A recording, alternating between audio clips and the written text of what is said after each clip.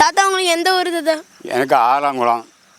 வயலை பற்றி எனக்கு கொஞ்சம் சொல்லி தருவீங்களா? வயலை பற்றி என்ன, விவசாயம் பண்ணுறதை பற்றி நீ கேட்குற. அப்பா அம்மா கூட சின்ன பிள்ளையிலே விவசாயம் பண்ண போய் பார்க்க போகணும். நீ போயிருக்கீங்களா தாத்தா? நான் சின்ன பிள்ளையிலே போய் தான் வயசு இப்போ 70 வயசு ஆகுது. நான் இப்பவும் விவசாயம் தான் பண்ணுவேன். ஆலங்குளத்துலேருந்து விவசாயம் பண்ணிட்டு தான் இருக்கோம். ஆனால் அந்த விவசாயம் வந்து என்ன முறைன்னா, நாற்று பாகணும். நாற்று பாகும்போதும் அப்பா அம்மா கூட போகணும். என்ன செய்கிறாங்கன்னு பார்க்க.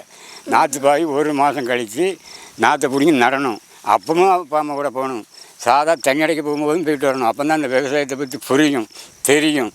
அப்போ அந்த விவசாயத்தில் என்ன உரம் போடணும், எப்போ என்ன களை எடுக்கணும், எப்போ அதுக்கு பாதுகாக்கணும், தண்ணி அடைக்கணும் அப்படிங்கிறத அப்பா அம்மாவோட போய் பார்த்து எடுத்து பழகணும். அதுதான் விவசாயத்தை கற்றுக்கிடுற முறை. நான் அப்பா அம்மா போட்டும் இந்த வயலை பார்த்துட்டான்னா நான் வயலுக்கு போக மாட்டேன். நான் கிணறு பிடிக்க போவேன். நான் விளையாட போய் போகக்கூடாது. அந்த அப்பா அம்மாவோட போகிற பிள்ளை வந்து விவசாயத்தில் முன்னேறும்.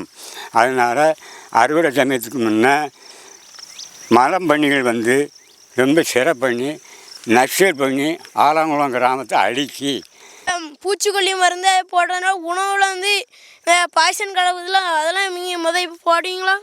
அதெல்லாம் போட மாட்டோம். இப்போ இந்த விதையிலே அவங்க கலந்துடுறாங்க. அந்த மருந்தே அந்த விதையிலே கலந்துடுறாங்க. அந்த மருந்தை அந்த நாற்றை பாவி பிடிங்கி நட்டாலும் அந்த விஷமான பூச்சி மருந்துகளை அடித்தா தான் அந்த பயிர் பச்சை வருது. அதனால் வராது. அதை ஓரளவுக்கு கட்பாடாட நிப்பாட்டி தன் சுய நிலத்தில் சாணி உரம், குலை இப்படி விவசாயத்தை முறைப்படி செய்யுது.